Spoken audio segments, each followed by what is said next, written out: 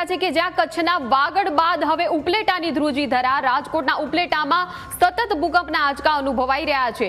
છેલ્લા 12 કલાકની અંદર ઉપલેટાની અંદર 8 આંચકા અનુભવાયા છે।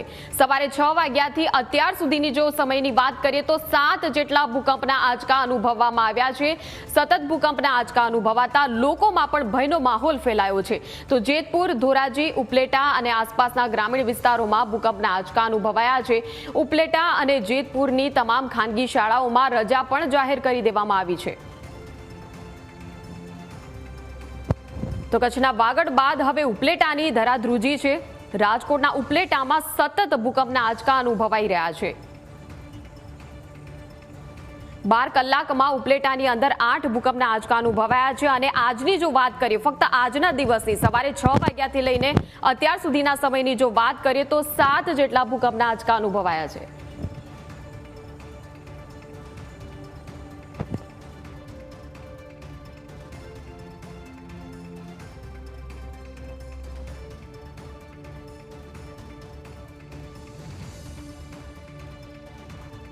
તો ભૂકંપના આંચકા અનુભવાયા છે અને લોકોમાં પણ ભયનો માહોલ છે।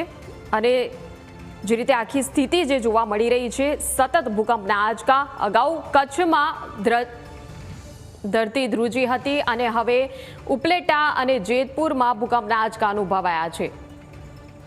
સમગ્ર પરિસ્થિતિને જોતા શાળાઓમાં પણ રજા જાહેર કરવામાં આવી છે। ખાનગી શાળાઓની અંદર રજા જાહેર કરી દેવામાં આવી છે।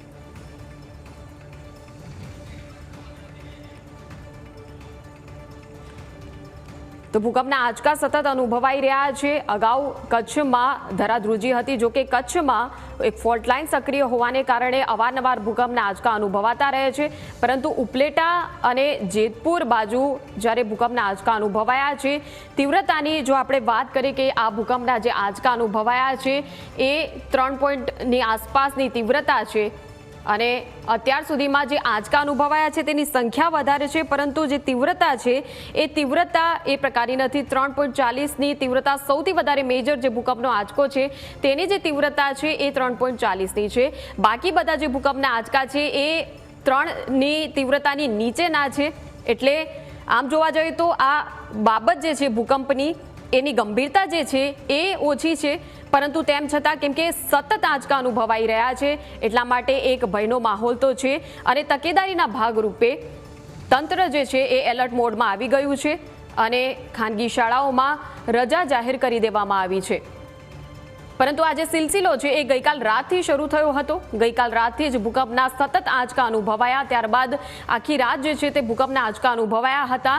અને હવે આજ સવારથી વાત કરીએ તો આજ સવારથી ફરીવાર ભૂકંપના આંચકા આવવાના શરૂ થઈ ગયા હતા। સવારે 6 વાગ્યાથી ભૂકંપના આંચકા આવવાના શરૂ થઈ ગયા હતા અને અત્યાર સુધીમાં 7 આંચકા, ફક્ત આજના દિવસમાં 7 આંચકા અનુભવાયા છે।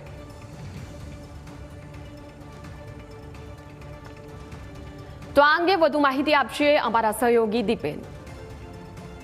મયુરી, રાજકોટના જે ઉપલેટા છે, ઉપલેટામાં સતત ધરા છે તે ધ્રુજી રહી છે। વહેલી સવારથી ઉપલેટામાં એક બાદ એક ભૂકંપના આંચકાઓ છે તે અનુભવાઈ રહ્યા છે।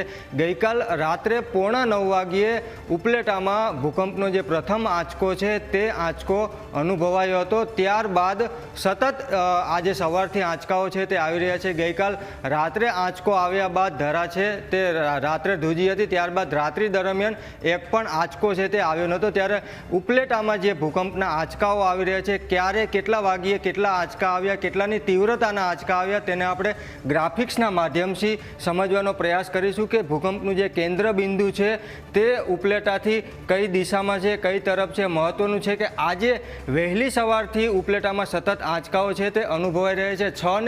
6:19 કલાકે આજે સવારે પહેલો આંચકો છે તે 3.8ની તીવ્રતાનો આવ્યો છે, જે સૌથી વધુ તીવ્ર આંચકો છે તે હતો। ત્યારબાદ 6:19 બાદ પ્રથમ આંચકો આવ્યા બાદ 6:56 કલાકે બીજો આંચકો છે તે 2.9ની તીવ્રતાનો છે તે અનુભવાયો હતો। ત્યારબાદ ત્રીજો આંચકો છે તે 6:59 મિનિટે સવારે 3.2ની તીવ્રતાનો છે તે અનુભવાયો હતો। અને ત્યારબાદ ચોથો આંચકો છે તે 7:10 પણ 2.9ની તીવ્રતાનો આંચકો છે તે આંચકો અનુભવાયો હતો. મહત્વની વાત કરવામાં આવે તો આ જે કેન્દ્ર બિંદુ છે તે એક જ કેન્દ્ર બિંદુ ઉપરથી સતત આંચકાઓ છે તે અનુભવાઈ રહ્યા છે. સવારે 7:13 વાગ્યે 5મો આંચકો છે તે 2.9ની તીવ્રતાનો અનુભવાયો હતો. મહત્વનું છે કે ફરીથી છઠ્ઠો આંચકો છે તે 7:33 કલાકે 2.7ની તીવ્રતાનો અનુભવાયો છે. ગઈકાલ રાત્રે 8:45 વાગ્યે પ્રથમ આંચકો આવ્યો હતો અને ત્યારબાદ આજે સવારે 6:19 ફરી આંચકાઓ ચાલુ થયા છે. આજનો જે સવારનો 7મો આંચકો છે તે 8:34 વાગ્યે એટલે કે 8:30 વાગ્યે 3.2ની તીવ્રતાનો ફરીથી આજનો 7મો આંચકો છે તે અનુભવાયો હતો. તો સતત જે આ ઉપલેટા છે ગ્રાફિક્સના માધ્યમથી આપણે સમજવાનો પ્રયાસ કરીશું કે રાજકોટનો જે ઉપલેટા તાલુકો છે તે ઉપલેટા તાલુકાના 2 ગામ છે. 5 પીપળા જે ગામ છે તે જેતપુર તાલુકાના છે.